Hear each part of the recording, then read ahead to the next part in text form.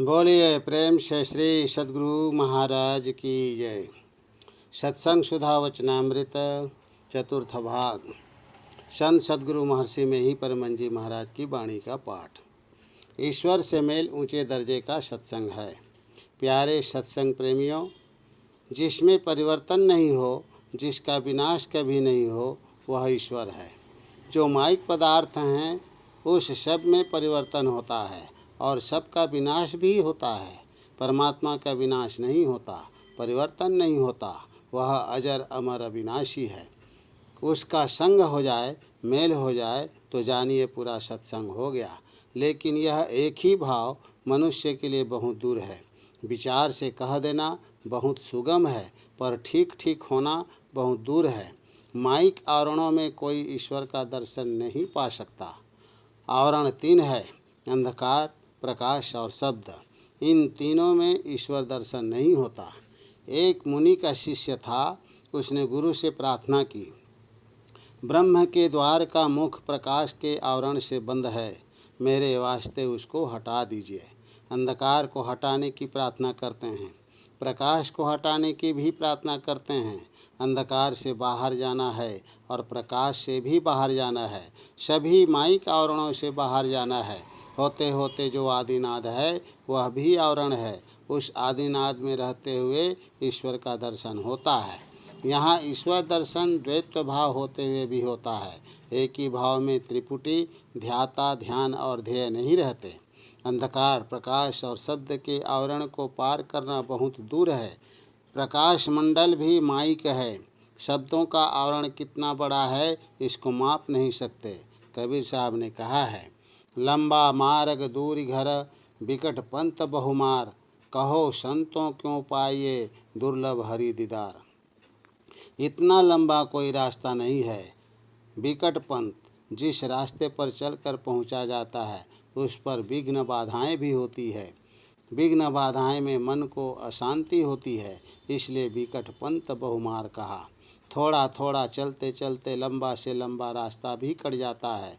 जो धीरजवान साधक हैं वह चलते चलते रास्ते को पार कर जाता है, तब परमात्मा का दर्शन होता है। यह दर्शन चेतन आत्मा को होता है। यह दर्शन बाह्य आँख से देखे बिना होता है। चेतन आत्मा को जो शरीर का संग है उससे अज्ञानता है। जो चेतन आत्मा की पहचान में आ जाए वही ईश्वर है। जो इस बात को भूल जाएंगे उनको ईश्वर का दर्शन नहीं होगा। किसी अवतारी रूप का दर्शन ईश्वर स्वरूप का दर्शन नहीं है। आँख से जो दर्शन हुआ वह माया का ही दर्शन हुआ। उससे आगे जो आत्म स्वरूप है उसका दर्शन नहीं हुआ। सब रूपों में जो आत्मा है उसका दर्शन रूपों के दर्शन से नहीं होता है। जैसे सबके शरीरों को सब कोई देखते हैं लेकिन आत्मा को नहीं देखते हैं। आत्मा का दर्शन हो जाता है तो ईश्वर का भी दर्शन हो जाता है। लोग माया के दर्शन को ही ईश्वर का दर्शन मानते हैं। माया क्या है? गोस्वामी तुलसीदास जी महाराज ने रामचरितमानस में लिखा है, गो गोचर जहाँ लगी मन जाई, सो सब माया जानेहु भाई। माया को पहचान लेने पर सारे संशयों से छूटना नहीं होता है। माया के दर्शन से पूर्ण शांति नहीं होती है। माया के दर्शन में आपदा आती ही रहती है। सगुण रूप उपासना में गुरु रूप की उपासना भी आ जाती है। सगुण उपासना को छोड़कर कोई आगे नहीं बढ़ सकेंगे। बाहर में तो प्रतिमाओं का दर्शन नहीं करते, परंतु गुरु की प्रतिमा बनाते हैं। चाहे प्रतिमा बनाओ व तस्वीर बनाओ, कोई हर्ज नहीं, लेकिन ध्यान में मनोमय रूप बनाए जाते हैं। संतों ने कहा, केवल यही तक नहीं रहो, इससे आगे बढ़ो। यह स्थूल उपासना है। इससे आगे बढ़ने में जो उपासना होती है वह सूक्ष्म सगुण उपासना है। इसका आरंभ बिंदु ध्यान से होता है।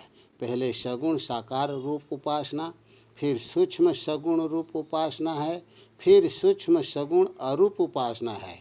इसको खत्म करके तब जो उपासना है वही निर्गुण निराकार उपासना है। निर्गुण को भी पार कर गया तो वहाँ केवल एक ही भाव रहता है। इस चेतन से भी परे तत्व को छीन लेने पर हृदय की ग्रंथि खुल जाती है। सारे संशयों का नाश हो जाता है और तब कर्म बंधन टूट जाते हैं। गोस्वामी तुलसीदास जी ने लिखा है, सकल दृश्य निज उदर मेली, सोवई निद्रा तज जोगी, सोई हरि पद अनुभवई परम सुख, अतिशय द्वैत वियोगी। परम सुख को जो पाता है वह द्वैत से छूटा हुआ होता है, वह शोक मोह आदि से रहित होता है। उसकी पहुँच जहाँ होती है वहाँ स्थान और समय नहीं रहते। जिनकी यह दशा नहीं हुई उनका संशय निर्मूल नहीं हुआ। सब संशय जहाँ दूर होते हैं उनका ज्ञान होना चाहिए। सत्संग से इन विषयों को बारंबार समझाया जाता है। पढ़े अनपढ़े को भी अच्छी तरह समझ में आ जाए, यह कोशिश सत्संग में की जाती है। जहाँ ईश्वर का भाव नहीं रखना चाहिए, सत्संग नहीं करने वाले वहाँ ईश्वर का भाव रखते हैं। जिस सत्संग में ईश्वर की चर्चा नहीं वह सत्संग नहीं। साधना करके ईश्वर से मेल हो जाए तो यह ऊंचे दर्जे का सत्संग है। उपासना में प्रथम ही ईश्वर दर्शन तो नहीं होता, लेकिन ईश्वर के ज्ञान में वह मजबूत होता है। आंतरिक उपासना को आंतरिक सत्संग कहते हैं। अद्वैत भाव में ईश्वर का दर्शन हो जाए, यह निर्गुण शब्द ब्रह्म की उपासना से होता है। संत कबीर साहब ने कहा है, संगति ही जरी जाए न चर्चा राम की, दुल्हा बिना बारात कहो किस काम की। यह प्रवचन महर्षि मेही आश्रम कुप्पाघाट भागलपुर 20/8/1967 ईस्वी को हुआ था। बोलिए प्रेम से श्री सद्गुरु महाराज की जय।